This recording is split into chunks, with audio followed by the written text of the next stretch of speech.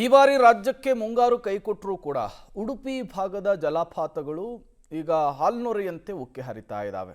ಈ ಪ್ರಕೃತಿಯ ಸೊಬಗನ್ನ ಸವಿಯೋದಕ್ಕಂತ ಹೇಳಿ ರಾಜ್ಯದ ಮೂಲೆ ಮೂಲೆಯಿಂದ ಪ್ರವಾಸಿಗರು ಉಡುಪಿಯ ಜಲಪಾತಗಳತ್ತ ಮುಖ ಮಾಡ್ತಾ ಇದ್ದಾರೆ.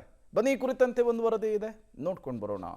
ಉಡುಪಿ ಜಿಲ್ಲೆಯ ಜಲಪಾತಗಳಿಗೆ ಜೀವಕಳೆ. ಹೆಬ್ರಿಯ ಕೂಡ್ಲು ಫಾಲ್ಸ್ಗೆ ನೋ ಎಂಟ್ರಿ. ಮಳೆಗಾಲ ಮುಗಿಯುವವರೆಗೂ ಪ್ರವೇಶ ನಿರ್ಬಂಧ. ಉಡುಪಿ ಜಿಲ್ಲೆಯ ಹೆಬ್ರಿ ತಾಲೂಕಿನ ದಟ್ಟ ಅರಣ್ಯದ ನಡುವೆ ಇರುವ ಕೂಡ್ಲು ಫಾಲ್ಸ್ ಎತ್ತರದ ಬಂಡೆಯ ಮೇಲಿಂದ ಧುಮ್ಮಿಕ್ಕಿ ಬೀಳುವ ನೀರಿನ ರಭಸ ಕಣ್ತುಂಬಿಕೊಳ್ಳುವಂತಿದೆ.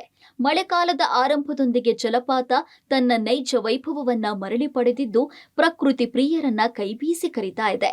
ಆದ್ರೆ ಈ ಸೌಂದರ್ಯವನ್ನ ಹತ್ತಿರದಿಂದ ಸವಿಯುವ ಭಾಗ್ಯ ಮಾತ್ರ ಸದ್ಯ ಪ್ರವಾಸಿಗರಿಗೆ ಇಲ್ಲ.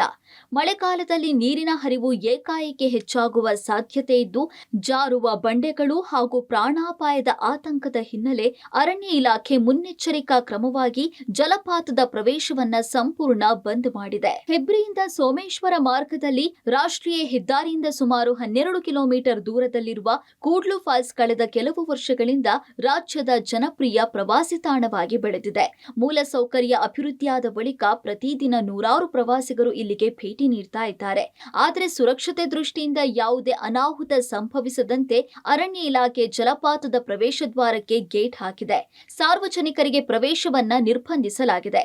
ಮಳೆಗಾಲ ಮುಗಿದು ಪರಿಸ್ಥಿತಿ ಸುರಕ್ಷಿತವಾದ ಬಳಿಕವೇ ಪ್ರವಾಸಿಗರಿಗೆ ಮತ್ತೆ ಪ್ರವೇಶಕ್ಕೆ ಅವಕಾಶ ನೀಡಲಾಗುತ್ತೆ.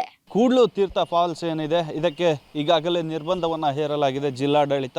ಕಾರಣ ಏನಂತ ಹೇಳಿದರೆ, ಮಳೆಗಾಲದಲ್ಲಿ ಆಗುವಂತಹ ಅಪಘಾತವನ್ನು ತಪ್ಪಿಸಲಿಕ್ಕೋಸ್ಕರ ನಾವೀಗ ಅದೇ ತೀರ್ಥಕ್ಷೇತ್ರದಲ್ಲಿದ್ದೇವೆ. ಗಮನಿಸಬಹುದು, ಕೂಡ್ಲು ತೀರ್ಥಕ್ಕೆ ಹೋಗುವಂಥ ಪ್ರವಾಸಿಗರಿಗೆ ಈಗ ಒಂದು ರೀತಿಯಲ್ಲಿ ನಿರ್ಬಂಧ ಹೇರಿ ಒಂದು ರೀತಿಗೆ ಒಂದು ಬೇಜಾರನ್ನು ವ್ಯಕ್ತವಾಗಿರುವಂಥದ್ದು. ಈಗಾಗಲೇ ಇಲ್ಲಿಯ ಸುತ್ತಮುತ್ತ ಟಿಕೆಟ್ ಕೌಂಟರನ್ನು ನೋಡಿರ್ಬೋದು. ಹಾಗೆ ಫಾಲ್ಸಿಗೆ ಹೋಗುವಂಥ 1-2 ಕಿಲೋಮೀಟರ್ ದೂರದವರೆಗೆ ಎಲ್ಲ ರೀತಿಯಲ್ಲಿ ಈಗ ಇದ್ದಂತಹ ಗೇಟ್ಗಳಿಗೆ ಬೀಗವನ್ನು ಹಾಕಿ ಬಂದ್ ಮಾಡಲಾಗಿದೆ. ಹೋದಂತಹ ಪ್ರವಾಸಿಗರಿಗೆ ದಂಡವನ್ನು ಕೂಡ ವಿಧಿಸಲಾಗ್ತದೆ. ಏನು ಆಗುಂಬೆಯಿಂದ ಹರಿದು ಬರುತ್ತಂತಹ ನೀರು ಈ ಕೆಳಭಾಗದಲ್ಲಿ ಬರ್ತದೆ, ಅವನ್ನು ನೋಡಲು ಹಲವಾರು ಜನರು ಅನೇಕ ಕಡೆಗಳಿಂದ ಇಲ್ಲಿಗೆ ಬರ್ತಾರೆ.